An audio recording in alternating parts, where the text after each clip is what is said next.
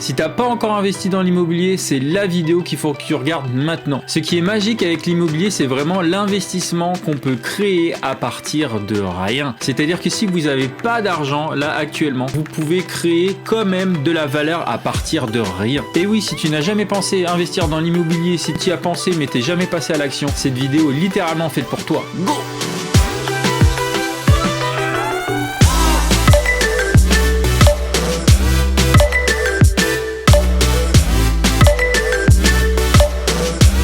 Et oui, je te rappelle que cette chaîne est faite pour parler investissement, pour parler finance, et je suis là pour partager mes connaissances, mon expérience. Mais avant de rentrer complètement dans le sujet, je t'invite à mettre un petit like, à t'abonner à ma chaîne et d'enclencher la petite cloche si tu veux être au courant des dernières vidéos sur l'investissement et sur la finance. Allez, c'est parti. Et oui, l'immobilier, on n'en a encore jamais parlé. Pourtant, l'immobilier, c'est l'investissement numéro 1 que j'ai fait depuis maintenant 3 ans. Et maintenant, en plus de ma résidence principale, j'ai 3 appartements et une maison que je mets tous les 4 à part ma maison, donc ça fait 4. Ouais. Et dans cette vidéo, je vais t'expliquer pourquoi il faut que tu investisses dans l'immobilier, comment il faut faire. Alors il faut savoir que l'immobilier, c'est vraiment un investissement. On a la bourse, on a les crypto-monnaies, on a l'épargne, on a le placement d'entreprise, mais on a aussi et surtout l'immobilier qui est le plus vieil investissement. C'est celui qui a donné toujours le plus gros des résultats. Et oui, parce que l'immobilier, c'est quelque chose de physique, de quelque chose de dur qu'on peut palper, qu'on peut toucher, qu'on peut sentir et aussi qui peut nous abriter, mais qui a toujours gagné en valeur au fur et à mesure des années. Et oui, l'immobilier en France, c'est vraiment le premier investissement pour les Français et beaucoup de personnes n'osent pas passer le cap. Et pourtant, tu vas voir dans cette vidéo que c'est facile et que tout le monde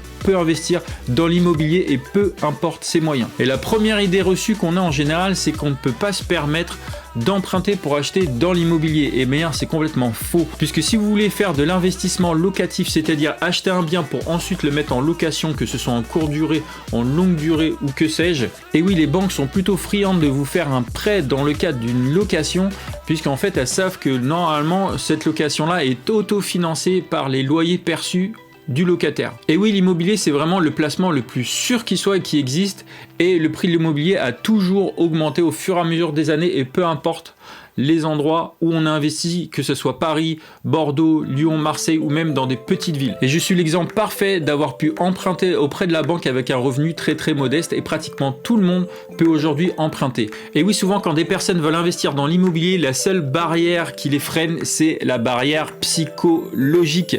Et oui, souvent on se dit que la banque va jamais nous emprunter de l'argent et c'est complètement faux.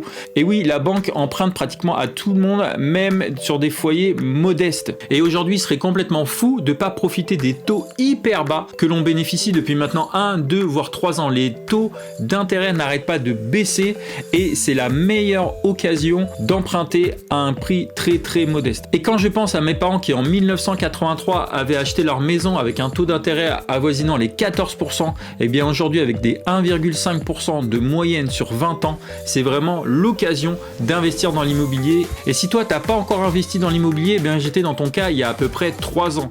Et en l'espace de 3 ans, je me suis créé un patrimoine assez conséquent. Et si toi, tu n'as jamais investi dans l'immobilier et tu as toujours eu une barrière psychologique, je t'invite à aller lire mon livre qui est sur Amazon, qui s'appelle Super Airbnb. Et dedans, je raconte toute mon expérience, comment je me suis lancé dedans, comment je me suis forgé un patrimoine en l'espace de 2 ans et comment j'ai investi dans l'immobilier. Et comme je disais dans l'intro, tu peux générer des revenus à partir de rien. Et grâce à quoi? Grâce à l'effet de levier que propose la banque. Et bien, quand tu fais un achat immobilier, tu peux te faire financer 100 voire 110% du financement et n'avoir pratiquement rien à débourser pour acheter cet investissement. Et c'est ce qu'on appelle l'autofinancement, c'est-à-dire que les loyers perçus de par la location vont permettre de rembourser le crédit emprunté à la banque. Et vous dites que vous devez forcément à un moment ou à un autre sortir de l'argent. Et non, même pas. Puisqu'en fait, les frais de notaire, vous pouvez les faire financer par votre banque. Ça s'appelle un financement à 110%.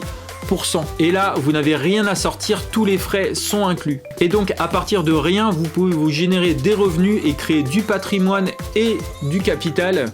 Ça s'appelle l'effet de levier de la banque, c'est-à-dire que vous ne sortez rien et la banque vous emprunte. Et tout ce que vous allez faire, c'est utiliser la capacité d'endettement que vous pouvez avoir auprès d'une banque. Car une banque peut vous emprunter jusqu'à 33% des revenus que vous avez. Et donc, si aujourd'hui, vous n'avez jamais utilisé un crédit, et ben, c'est l'occasion ou jamais d'utiliser votre votre capacité d'endettement qui peut être jusqu'à 33%. Et plus tôt on se lance dans un crédit immobilier qui peut être de 15 ou 20 ans en général, et plus tôt on peut générer des revenus, car une fois que vous avez remboursé l'intégralité du crédit, et ben tous les revenus que vous allez percevoir sont pour vous et vont vous générer du revenu en plus du capital amorti. Donc une fois que vous avez trouvé votre bien, que vous avez trouvé votre banque et que vous avez trouvé le financement, il ne reste plus qu'à le faire louer. Et souvent on se dit on va faire de la location classique ou de la colocation, bon peu importe, mais moi je privilégie la location courte durée. Pourquoi? Parce que la rentabilité est complètement différente. Car oui, si vous faites le choix de faire de la location classique, vous allez, oui,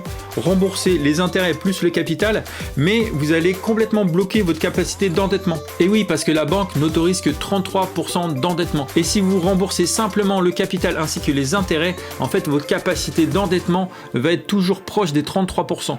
Or, sur de la location courte durée, vous aurez une rentabilité qui est complètement différente et vous arriverez même à générer des revenus qui sont peut-être 2 ou 3 fois supérieurs. Et là, c'est l'idéal pour pouvoir enchaîner les biens immobiliers comme moi j'ai fait. Alors oui, quand on fait de la location courte durée, ça demande beaucoup plus de travail et beaucoup plus de gestion. Quand vous faites de la location classique, eh ben vous n'avez pas grand chose à vous occuper à part de changer le ballon d'eau chaude et en plus avec la location classique, on peut avoir des problèmes avec les locataires de loyer impayés. Alors oui, certes, il y a une assurance qui s'appelle la garantie loyer impayé. Garantie loyer impayé? Ouais. Car oui, avec la location courte durée, vous n'avez jamais de problème d'impayé. Alors souvent, quand on parle de location courte durée, on parle d'Airbnb ou de la plateforme Booking, c'est-à-dire des plateformes de mise en relation entre un touriste ou un voyageur avec le propriétaire. Moi, personnellement, j'utilise les deux plateformes, Airbnb ou Booking, même si j'ai une préférence pour Airbnb, forcément, puisqu'en fait, la philosophie est tout autre. Et si vous aussi, vous avez envie d'enchaîner les biens immobiliers et pas être bloqué à seulement un appartement, eh ben, le premier investissement est vraiment la clé, c'est-à-dire que c'est votre première cartouche et il ne faut absolument pas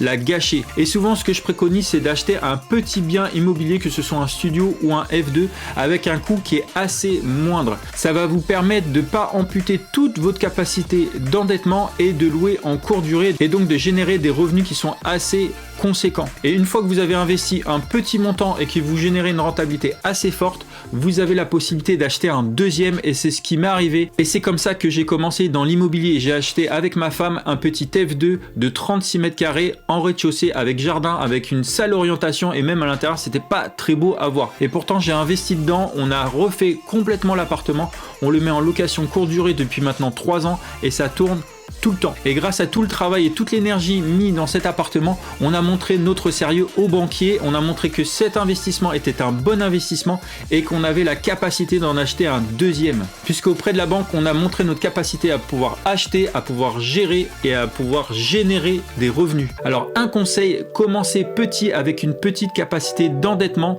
mettez-vous à la location courte durée pour générer une rentabilité qui soit assez intéressante et ensuite vous pourrez enchaîner les biens tous les 6 mois ou tous les ans comme moi j'ai fait. Donc vous l'avez compris, moi je privilégie la location courte durée puisqu'en fait la rentabilité est tout autre et la flexibilité est également au rendez-vous, c'est-à-dire qu'on n'a pas de problème d'impayé, de nuisance au niveau des locataires parce qu'ils fument et donc en fait ils en mettent plein les rideaux ou qu'ils font de la batterie toute la journée dans l'appartement. Non, en général moi mon profil de visiteurs c'est des petites familles, ils sont soit 2 soit 4 dans l'appartement, c'est pour ça que je prends une petite surface puisque ça crée très peu de nuisances. Mais t'inquiète pas, je te ferai plein d'autres vidéos sur la location courte durée, quelles sont mes astuces, mes conseils, les erreurs à ne pas commettre sur la location courte durée. Et si tu veux suivre mon parcours, comment j'ai généré un patrimoine, comment j'ai géré mes annonces, je t'invite à aller lire mon livre Super Airbnb qui est disponible sur Amazon en français, en anglais, mais tu peux également l'écouter sur Audible, je te mets un petit lien dans la description.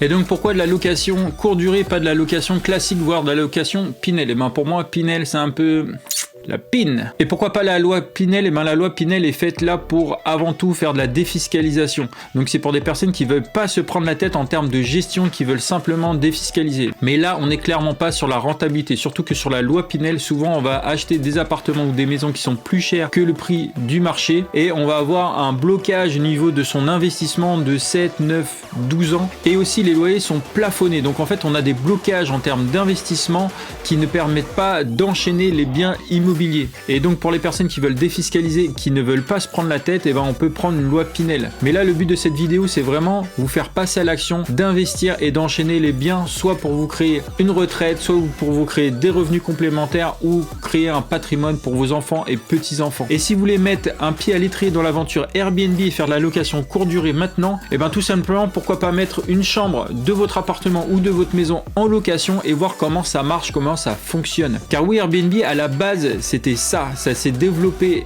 partout dans le monde, mais à la base c'est Brian, Joe et Nathan qui ont fondé Airbnb. Et voilà ce qui s'est passé au tout début d'Airbnb. Eh bien les fondateurs habitaient San Francisco et tous les ans il y avait une convention qui remplissait tous les hôtels du coin. Et à un moment, un de leurs colocataires est parti de l'appartement et vu que le colocataire était parti, il devait payer plus cher leur appartement. Et qu'est-ce qu'ils ont fait concrètement? Eh ben en fait ils ont mis un matelas gonflable et ils ont loué le matelas dans une chambre à la nuitée. Et en plus de ça, ils ont proposé le petit déjeuner. C'est ce qui a fait le Airbnb. Air pour le airbed, c'est-à-dire le matelas gonflable, et BNB pour bed and breakfast. Et donc, ils faisaient le petit déjeuner. Et donc aujourd'hui, il y a des personnes qui louent soit le salon, soit la chambre ou des logements complets et ça s'est développé partout dans le monde. Et concernant la fiscalité, alors il y a deux statuts différents. Il y a le LMNP pour loueur meublé non professionnel et le microbic. Et le LMNP, c'est très simple. On peut faire une déclaration au réel, c'est-à-dire amortir son bien, amortir les taux d'intérêt et déduire tout ce qui est charges d'électricité, d'eau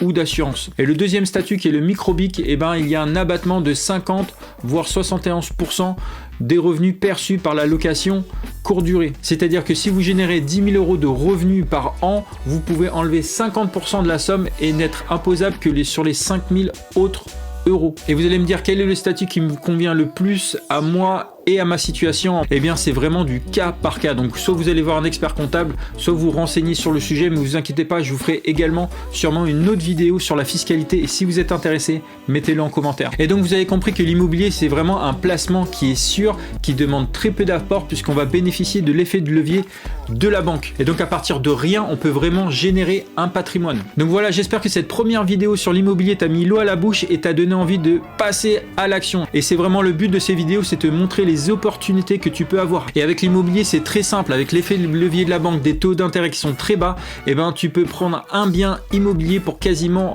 rien puisque la banque va tout payer et ça sera autofinancé par les loyers perçus par tes locataires. Voilà, en tout cas, j'espère que cette vidéo t'a plu. N'hésite pas à mettre un petit like, à t'abonner et à déclencher la petite cloche pour être au courant des dernières vidéos sur l'investissement et sur la finance en général. D'ici là, porte-toi bien, je te dis à bientôt. Ciao!